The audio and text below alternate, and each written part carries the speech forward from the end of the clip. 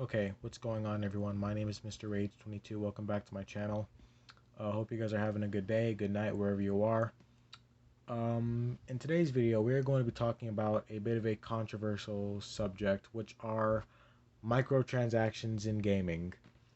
Many people believe that if a game has microtransactions, then that game is already either ruined or bad, or the developers are just scummy. People can either hate microtransactions or just not give a shit about them, or they could actually support microtransactions by spending money on the useless ass cosmetics that those microtransactions actually offer. So, I'm someone who's kind of in between. I don't blame microtransactions themselves. I blame the developer because the truth is, microtransactions can actually be used in a very good way. They can be used in a way that benefits both the developer and the player and the overall community at large. The problem is developers, well, greedy developers and scummy developers like, obviously EA, Rockstar, and Activision, they take full advantage of microtransactions instead of actually using them in a way that benefits both them and the players and the community. So my point is, microtransactions are not the problem. It's the developers. It's the way they use them. They exploit them instead of actually using them in a good way.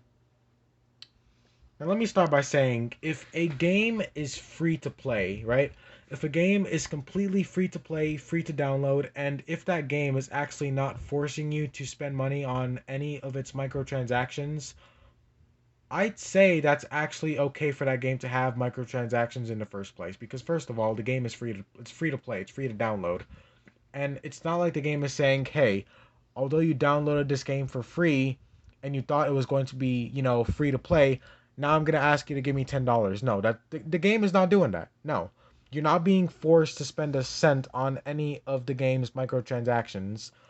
If it's free to download, free to play, and you are able to play the game without spending money on the microtransactions, and you're just you're able to play the game freely, I think it's totally fine if that game has plenty of microtransactions. Because first of all, the game is free. A developer that makes a game, and let me start by saying making a game is a lot harder than it looks. Like, even if it's a bit of a smaller game, it's still hard to make, okay? All video games are hard to make. It's a lot harder than you think. So, first of all, the fact that that game is free to play and the fact that the developers are allowing you to play the game for free, I think those developers are definitely deserving of your money, especially since they are allowing you to play their game for free, allowing you to download it for free, and are allowing you to essentially play the game without spending a single cent on any of the game's microtransactions. I think those developers are actually more than deserving of your money. So, if a game is free to play, then I don't see a problem with it having microtransactions because the developers need support. How else are they supposed to update the game and add new things to the game if they are not receiving any currency, any money? And that's what I mean with people or developers actually using microtransactions in a good way. Using the microtransactions in a way that benefits both the developer and benefits the player, because what this essentially does is, since the game is free to play, this allows the players to actually be able to play the game, see how they like it, and if they like it, like if they actually like the game, then they'll spend some money on some of the microtransactions, and the developers will get money, and they could use that money to update the game, add new items to the game, and improve the game, because obviously that's not free. So this is what I mean with both the developer and the players getting benefits from it. This is how developers should use microtransactions. Now we're going to be talking about some of the scummier developers. EA, obviously, Activision, and Rockstar Games. I never thought I would ever hear that come out of my mouth. I never thought I would ever say that Rockstar was part of the problem, but obviously they've changed for the worst. These developers use microtransactions in the scummiest ways, and this is essentially why microtransactions get the controversial opinion that they get. This is why so many people can't stand microtransactions. Because, like I was just saying, microtransactions can be used in a good way. And even if the game is not free to play, microtransactions can still actually be used in a good way. The best way to make good use of microtransactions is to give the player something that's very valuable and not make it overly expensive. I feel like microtransactions should not cost more than $20. There should be no such thing as microtransactions that cost more than $20. Anything that costs over $20 is completely ridiculous. The most expensive or the most best like currency, or you just whatever, like whatever type of microtransaction to be, whether it being a virtual item in the game, or currency or anything, it should be $20 for the very best of whatever that is, whether it be an item or online currency. And this is how you can actually make good use of microtransactions even in a game that is not free to play.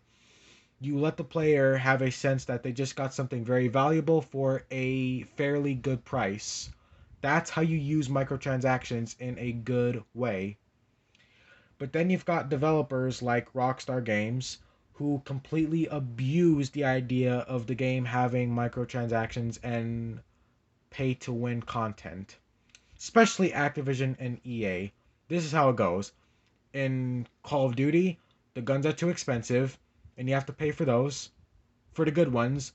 In GTA, all the nice cars and equipment is too expensive, and in any of EA games, everything is too expensive. This is how developers abuse microtransactions. They charge way too much, and they also implement some of the scummiest tactics to actually force the players to spend money on microtransactions. They either make it too hard to actually be able to make enough online currency to buy some of the items in the game, or they just force you to buy or spend money on microtransactions with season passes and, of course, DLC only items, which is the worst. If you don't know what that is, it's pretty obvious, but I'll try and explain it to you.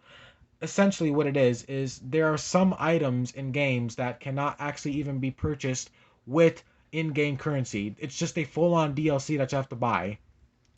And you could argue and say, oh, it's only, most of the time it's only like $5 or $10, or sometimes it's only $1. That does not matter. Okay, you should not have to pay any money for that kind of item. If it's only $1, why are you asking me for $1 in the first place? Just let me grind for it, or just let me try and get enough get enough in-game currency to buy it. Why are you charging me $1 for it? Why are you asking me $5 for it? It's stupid. See, Rockstar Games is actually a perfect example of this. Rockstar, on purpose, makes it very, very hard to make money in GTA Online. Trying to make money in GTA Online feels like trying to make money in actual real life. It feels like actual work, and Rockstar does this on purpose. And of course, they make every item in the game extremely overpriced. So it's hard to make money, and the items are overpriced. You connect the dots, it all makes sense. And of course, it's the same with games like Call of Duty. The fact that Activision actually charges $60+ for every yearly Call of Duty release and then asks more money for Call of Duty points is even worse. I'd say Activision is just as evil as Rockstar, to be honest, but they're both bad. Rockstar is just the lesser of two evils, to be honest, because even Rockstar is still pretty scummy. The only redeemable fact for Rockstar is like some items are free in GTA Online, but those items are just not very good. The only good item in GTA Online that is actually free is the Duke of Death car. That's the only good thing in GTA Online that is actually free and is actually something valuable. That's the only valuable thing in GTA Online that they are not asking you to pay any money for. But other than that, Rockstar is still terrible, and so is EA and Activision. I actually hope that EA kind of redeems themselves, because they have. I believe they published a game or made a game. It's called It Takes Two or something, and the game didn't have any microtransactions. And I believe that the Dead Space remake is not going to have any as well. So I'm kind of hoping that EA realizes that everyone thinks they're a scummy piece of shit, and they actually try and redeem themselves, because even a piece of shit company like EA can actually redeem themselves. But guys, microtransactions are not the problem. It's the way these developers use them. The fact that there are microtransactions that actually cost more than $60 is absolutely ridiculous.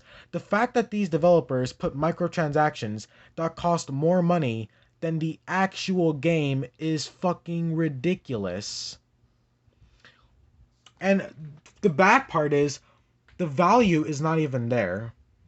Like, for the most part, the most expensive microtransactions is for the most, like, best value, right? But the players still feel ripped off because they're doing it on purpose. Because obviously developers like Activision, they make it very, very hard to actually get enough points to get the best items in the game. So that's why they offer you to just let you buy it with your credit card, or you just like buy the in-game currency. Like I said, the best way to use microtransactions is to give the players something valuable for a reasonable price. But anything over $20 is ridiculous. And you know what? You know what?